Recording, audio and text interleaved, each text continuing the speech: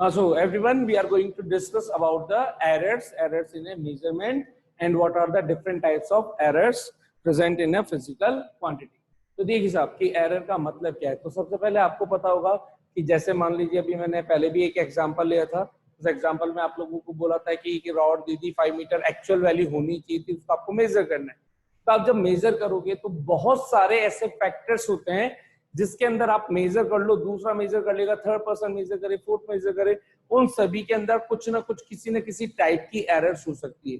तो किस टाइप की वो एरर्स हो सकती है, तो उसी टाइप को हमने कुछ सर्टेन ऑब्जर्वेशंस के बेस पर कि यार जनरली ये एक वन टाइप की एरर हो जाती है। मान लीजिए कि आया और आपने किसी बच्चे को पकड़ा दिया और उसको ज्यादा पता नहीं है मेजरमेंट लेने का, तो उसने अपनी तरीके से सब कुछ उसके पास है, लेकिन फिर भी उसको एक्सपेरिमेंट करना नहीं आता, तो उसको क्या बोल देंगे, एक्सपेरिमेंटल एरर हो जाएगी।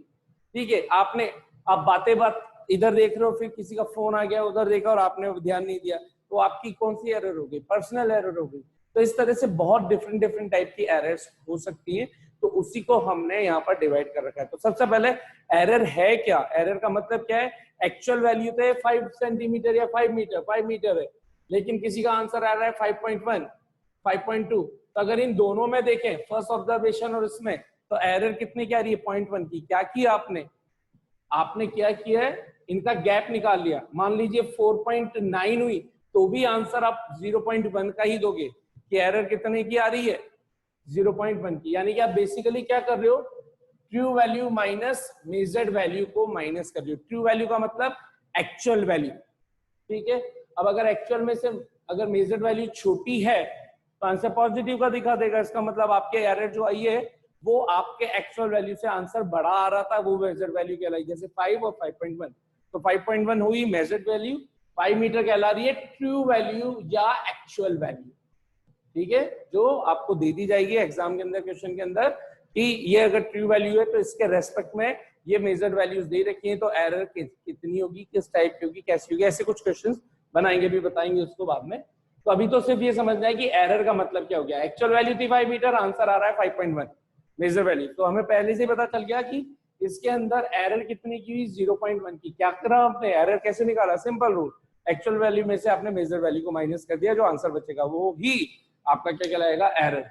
तो अब एरर हुई, अभी इसको एलिमिनेट करने के मेथड्स देखने हैं हमने। तो उससे पहले ये देख लें कि डिफरेंट टाइप्स ऑफ एरर्स कौन कौन सी हो सकती है। तो डिफरेंट टाइप्स ऑफ एरर्स हो सकती है, constant error, systematic errors, random errors, least count errors. ठीक है, तो देखिए यहाँ पे कांस्टेंट एरर, सबसे पहले बात करते हैं कांस्टेंट एरर। कांस्टेंट एरर ऐसी कि मान लीजिए कि एक इंस्ट्रूमेंट डिजाइन किया गया, मान लीजिए ए से बी की एक्चुअल लेंथ है 5 मीटर, और आप जिस कंपनी का स्केल खरीद के लेकर के आए, उन्होंने उस टाइम पर क्या हो गया कि उसके अंदर उन्होंने जो स्केल बनाया, उस स्केल के अंदर बाय मिस्टेक एक साथ एक की, मतलब ये मान लीजिए जैसे यहां से 0 से स्टार्ट करना है,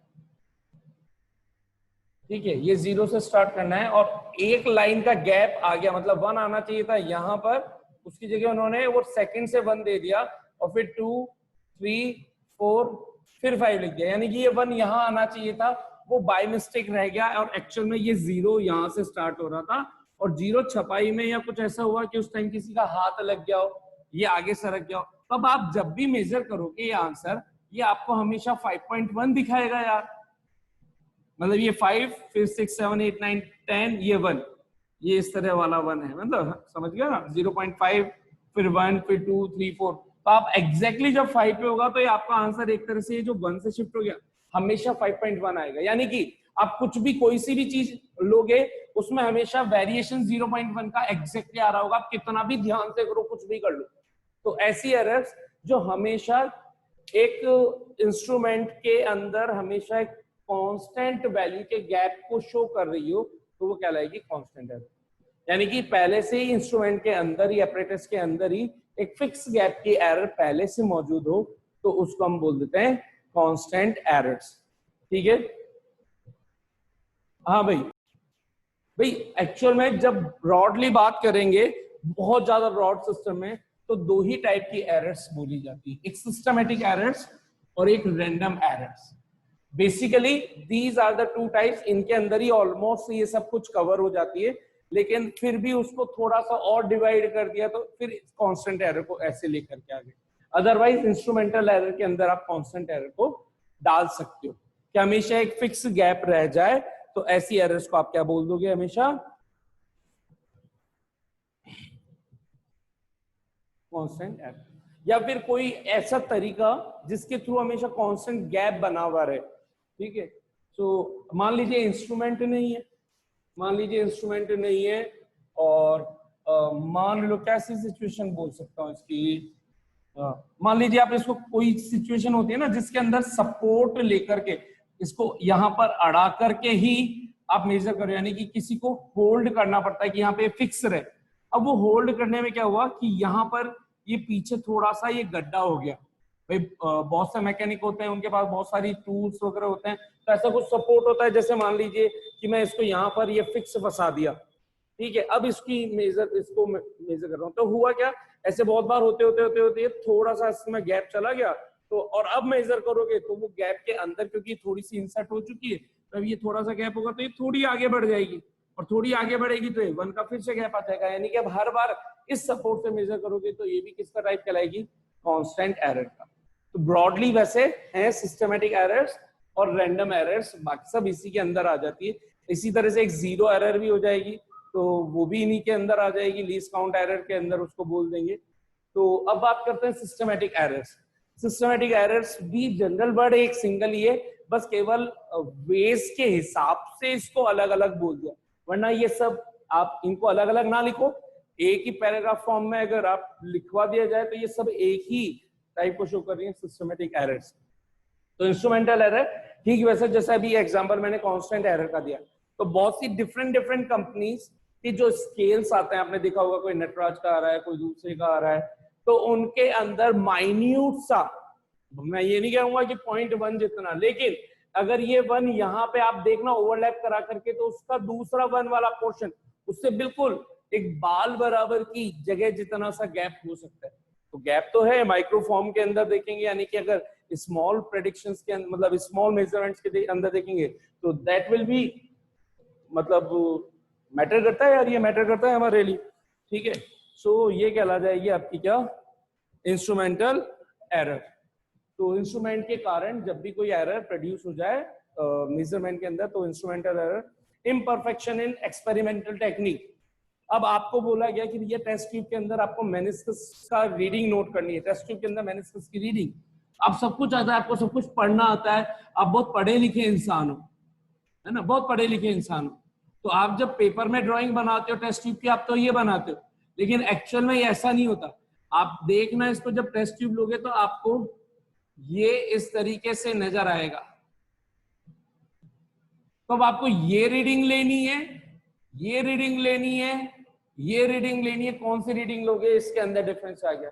तो अगर आपको नहीं पता कि कौन से मेनिस्कस की, इसको मेनिस्कस बोलते हैं, कौन से मेनिस्कस की रीडिंग लेनी है, इसका मतलब आपको एक्सपेरिमेंट की नॉलेज प्रॉपर नहीं है। Imperfection, errors in the experimental technique. आपको सब कुछ आता है, लेकिन आपको उस एक्सपेरिमेंट की ऑब्जर्वेशन को एग्जैक्टली रीड कैसे करना है वो।